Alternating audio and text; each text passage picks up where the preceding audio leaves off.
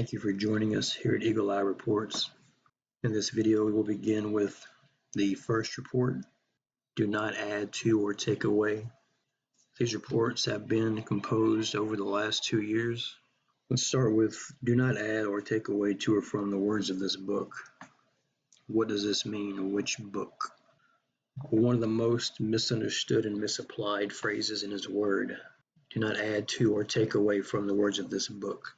The misuse of this phrase has kept many eyes shut up in darkness, sealed shut with the signet of a king. Let's examine this topic. This admonishment is found in the very last chapter of Revelation. Revelation 22:18. For I witness to everyone hearing the words of the prophecy of this book. If anyone adds to them, Elohim shall add to him the plagues that are written in this book. And if anyone takes away from the book of the words of this prophecy, Elohim shall take away his part from the book of life, and out of the set-apart city, which are written in this book.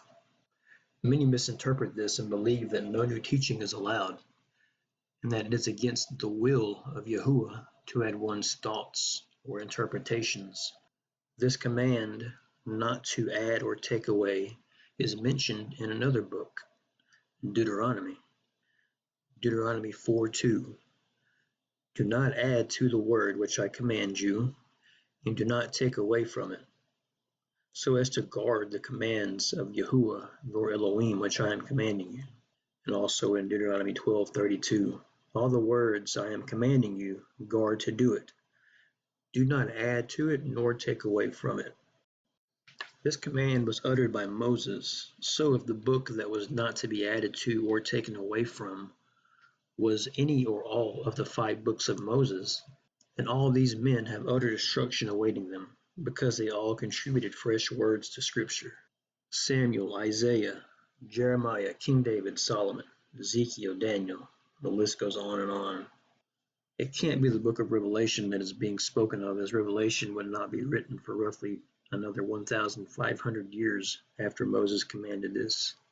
So what's the book Moses and Yahushua were speaking about that John had written about?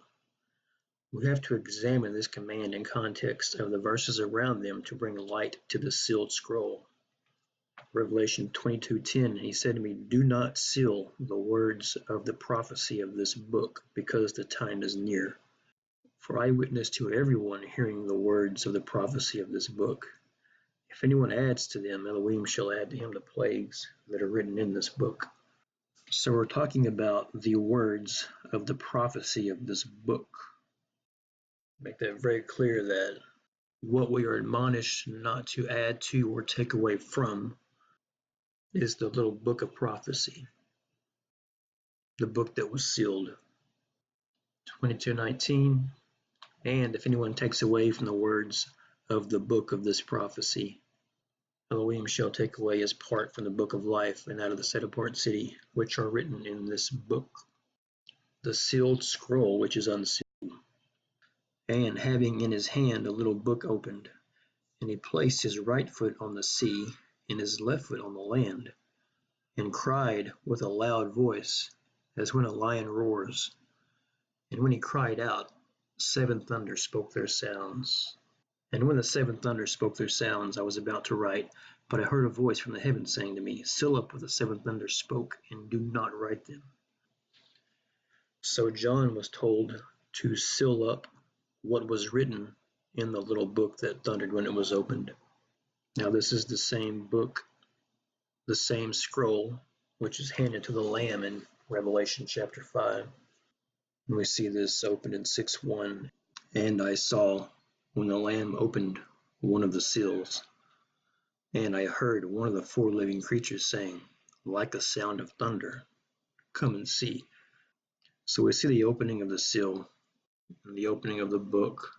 It wasn't to remain sealed forever, but in the days of the sounding of the 7th messenger, when he is about to sound, the secret of Elohim shall also be ended, as he declared to his servants the prophets. And the voice which I heard out of the heaven spoke to me again and said, go, take the little book, which is opened in the hand of the messenger standing on the sea, and on the earth. And he said to me, you have to prophesy again concerning many peoples and nations and tongues and sovereigns. This is the sealed book of prophecy that no longer was to remain sealed after the sixth messenger sounds. And he said to me, do not seal the words of the prophecy of this book, because the time is near.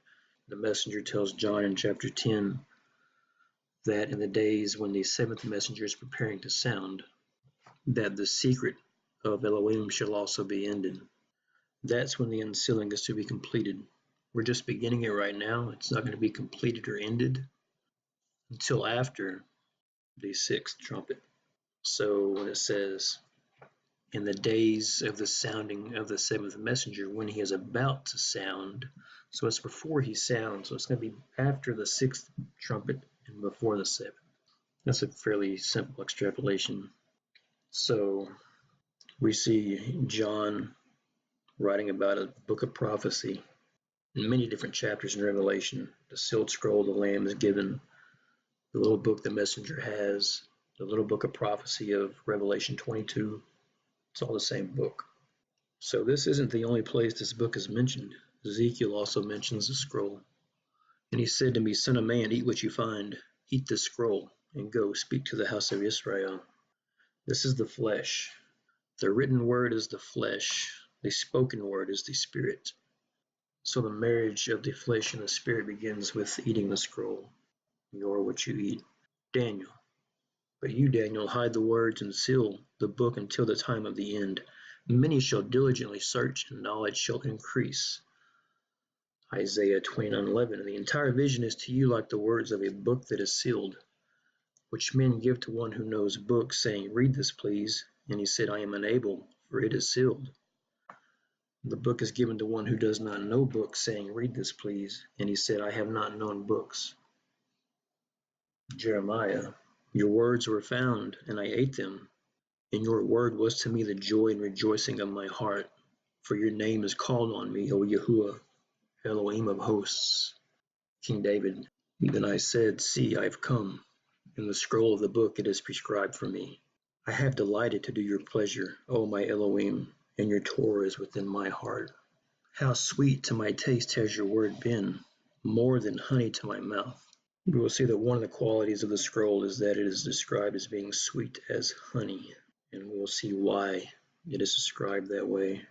So we can see that this book of prophecy was by no means a new concept to John, but was understood by many scribes of the message. So once we begin to understand that this admonishment in Revelation not to add or take away is just a reiteration of Deuteronomy, we are being pointed back to Deuteronomy. So going back to square one, we'll look at Deuteronomy chapter 4, and then its parallel chapter 31, and we'll extrapolate even more, which will identify the scroll. Lest you should do corruptly, and shall make for yourselves a carved image in the form of any figure, the likeness of male or female. We'll just read over these underlined verses, because these are the ones that will be reiterated in 31, and will give us another reference point. I shall call the heavens and earth to witness against you on that day, so that you soon completely perish from the land which you pass over to the Jordan to possess. In your distress, when all these words shall come upon you in the latter days. So we see the heavens and the earth being called to witness against Israel in the latter days. This is all contained in chapter 4 and gives us context clues to identify the book of prophecy.